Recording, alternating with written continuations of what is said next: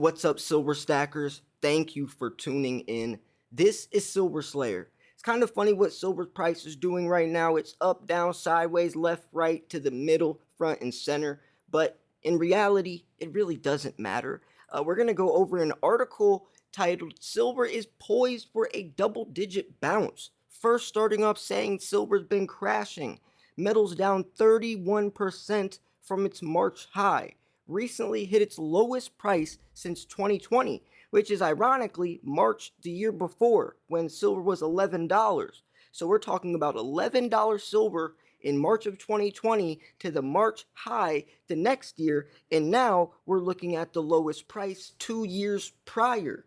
You see why context matters? Because we could just look at, this is the lowest price silver's been in 2 years, but when we remember what that price was 2 years ago, it makes a big difference. When you step back and look at the bigger picture, it makes more sense. $11 silver compared to $19 silver is a big difference. But anyways, yeah, that's what we're going to be looking over in this video, just what silver's price is doing and where it's headed. I did want to mention the giveaway entry video is still live, and good news, Andy and I are recording a new episode for our weekly show tomorrow, so I'll try to have it posted by tomorrow night. You guys absolutely loved the first episode. It has like 70,000 views, and I have a lot of questions written down that you guys wanted to ask Andy, so we'll be answering a lot of your questions, and it's going to be a great and most importantly very informational time. So anyways, yeah, just wanted to throw that in there. Stay tuned for tomorrow, and now let's talk silver. Silver is poised for a double-digit bounce. Silver has been crashing.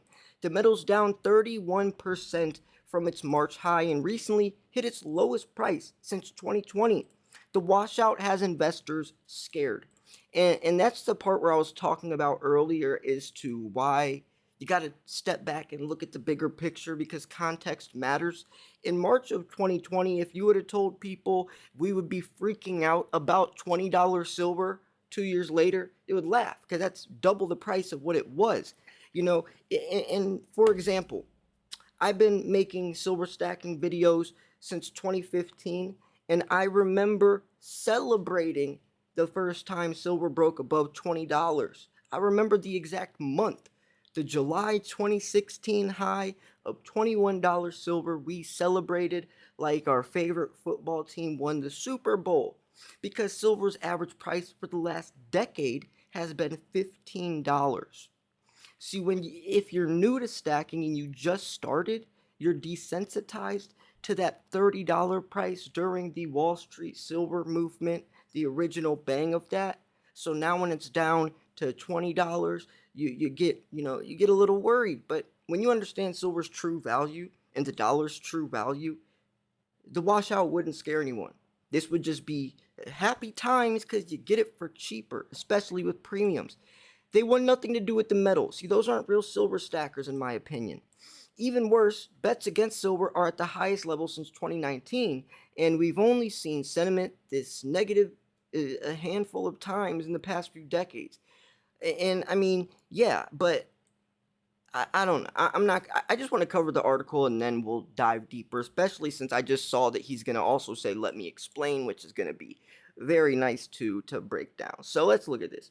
History shows us that silver is poised to bounce and we could see strong outperformance over the next year. I agree. He says, let me explain, and it's almost like he's talking about himself as the underdog since everyone else is betting against silver. Sentiment is like a rubber band. It can often stretch farther than you'd expect. Investors give up on assets all the time.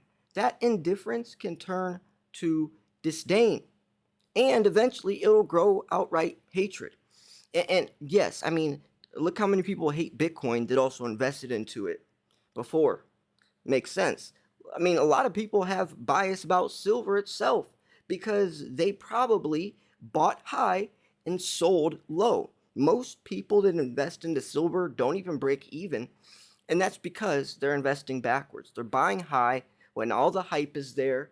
Wall Street silver, $30 silver, $30 silver prices, your friends, your neighbors, the squirrel in your backyard's talking about it. You buy it, but then all of a sudden, 6 months later, your investment's way in the red, and you're like, I made a mistake. I was wrong. And then you sell it. And then a couple of years later, you see it double the price of when you originally bought it, and you're kicking yourself in the butt and you're mad. But instead of taking responsibility of yourself selling low, you take it out on silver. Anyways, though, but in the end, a stretched rubber band always snaps back. Pessimism can only go so far. It eventually hit an extreme. So when you think sentiment can't get worse, guess what? Things start getting better. That's the point when prices have a chance to bounce back, and silver is gearing up to do exactly that today. We can see this set up in the COT report. This is a weekly report that tells us what futures traders are doing with their money. Right now, folks are more bearish on silver than we've seen in years. Take a look. And that's actually the perfect time to buy. Ironically, when most people are buying, you should be selling. When most people are selling, you should be buying.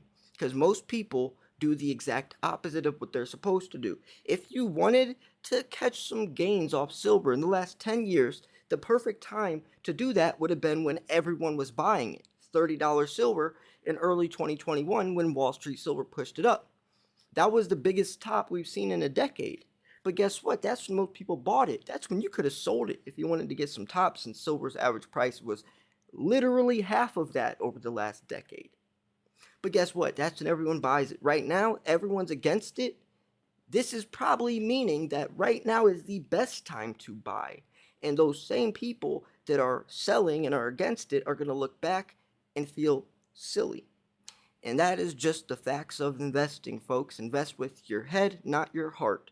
Most people are emotionally involved, going off of fear, uncertainty, doubt, biased opinions, and they're not going off of facts. They're not stepping back and looking at the reality of the dollar, what silver can do, what it's going to do, what the information that's telling us it's going to do. And, it's just 1 + 1 = 2. You could try to make it equal 3, but it's just not going to.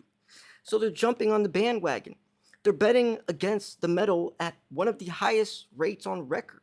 And we've only seen more negative readings a couple of times before in 2018 and 19. To see what could happen next, I looked at similar levels of pessimism. Specifically, every time the COT fell below and then rose back above negative 12,000. This happened 6 other times since 1995, and those cases were bullish signals for silver prices. Check it out. And see, I like this guy. I like this guy because he's not only throwing the facts in there, he also brings in more of the emotion and just showing in the pessimism and really what's going on. There's more to it than just numbers. Yes, numbers don't lie, but people lie to themselves as well. Silver hasn't been a big winner over the long term. It typically, annual gains around 4.7%. However, buying when sentiment is negative can juice your returns. Buying at similar setups led to 6.5% gains in 3 months. I'm not going to go into all the numbers. But anyways, another very important thing to note is nobody's selling. Most people are holding on to silver. And this is the interesting part, is because I'm even hearing a lot of local coin shops aren't aren't even, they're running out. Most times, at least, the price goes low, or things get a little shaky, especially in certain times with inflation. People will sell. You're not supposed to, but at least you'll see some silver getting recycled back in.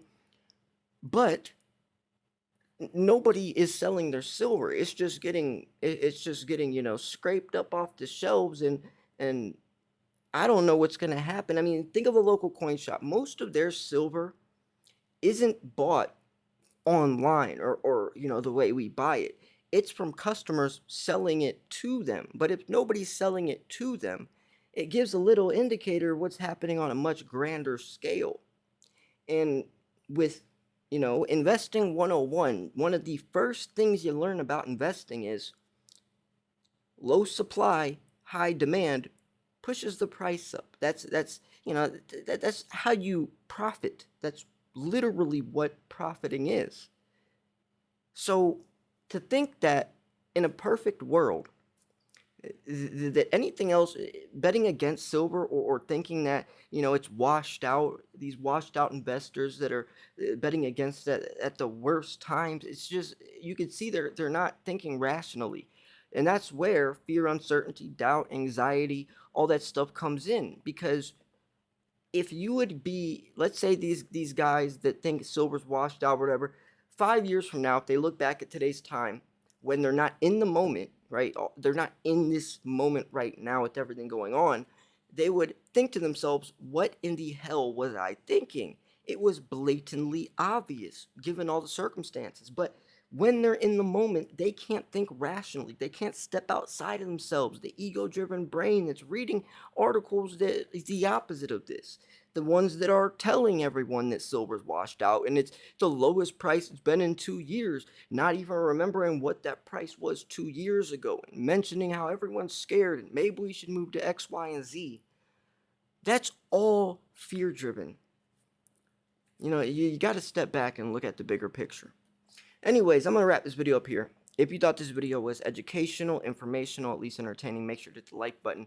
Also, remember to stay tuned for tomorrow when that interview drops. You guys loved it so much. Like I said, it blew all my other videos out of the water tenfold.